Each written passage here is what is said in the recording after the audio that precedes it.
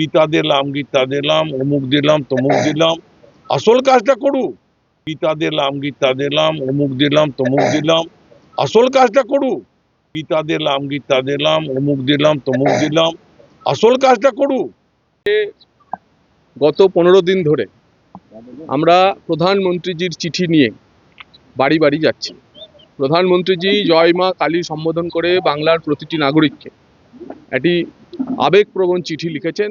সেই চিঠিতে কিভাবে তিনি পশ্চিমবঙ্গের জন্য তার স্বপ্ন রয়েছে পশ্চিমবঙ্গকে উন্নয়ন করার, কিন্তু এই স্পিড ব্রেকার সরকার বারবার তাতে বাধা দিচ্ছে, তিনি করতে পারছেন না। তাই পশ্চিমবঙ্গে একবার ব্যবস্থা বদল করে, একবার সরকার বদল করে প্রধানমন্ত্রীজি সুযোগ চাইছেন পশ্চিমবঙ্গের বাসিন্দাদের কাছে। 1 কোটি প্রধানমন্ত্রীজির চিঠি নিয়ে আমরা প্রত্যেকের বাড়ি বাড়ি যাচ্ছি। আজকে আমরা সিউড়ি বিধানসভার নগরী গ্রামে এসেছি, নগরীর প্রতিটি বাড়ি বাড়িতে যাচ্ছি, অভূতপূর্ব মানুষের সাড়া। একই সঙ্গে আমরা কেন বিজেপি সরকার পরিবর্তন দরকার সে কথা জানিয়ে আর একটি পত্রকও সবার কাছে, মানুষের কাছে দিচ্ছি। মানুষ তাদের অভাব অভিযোগের কথাও অবধি আমাদের কাছে জানাচ্ছেন যে কিভাবে 15 বছরে তারা বঞ্চিত হচ্ছেন। বাড়ির সামনে রাস্তা হয়নি, বিদ্যুৎ পেতে সমস্যা, জল জীবন মিশনের কল হয়েছে কিন্তু জল আসে না, এ ধরনের নানা সমস্যার কথা আমাদেরকে তারা জানাচ্ছেন। দেখুন, এইটাই তো তৃণমূলের সবচেয়ে বড় সমস্যা, যে তৃণমূল সরকার 15 বছর ধরে লুটে পুটে খাচ্ছে। এখানে পঞ্চায়েত তৃণমূলের, পঞ্চায়েত সমিতি তৃণমূলের, এমএলএ তৃণমূলের, এমপি তৃণমূলের।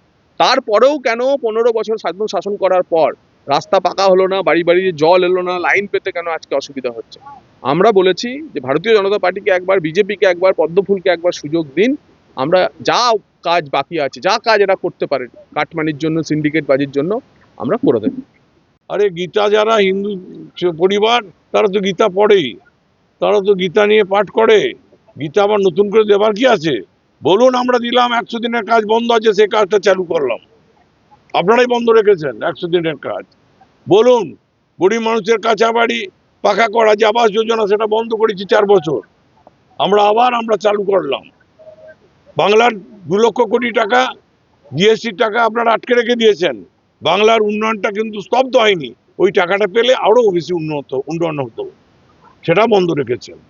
আমরা তাই মানুষের সঙ্গে জনসংযোগ আজকে এসেছি, জনসংযোগ যাত্রা আমাদের বলতে পারেন। আমরা প্রতিটি বাড়িতে যাচ্ছি, মা বোনেদের মুখে হাসি দেখছি, তারা খুশি হচ্ছে যেন আমরা পেয়েছি। কে দিয়েছে? মমতা ব্যানার্জি দিয়েছে, মামাটি মানুষের সরকার দিয়েছে। এটা মানুষের কাছে এটা একটা আলাদা পাওনা।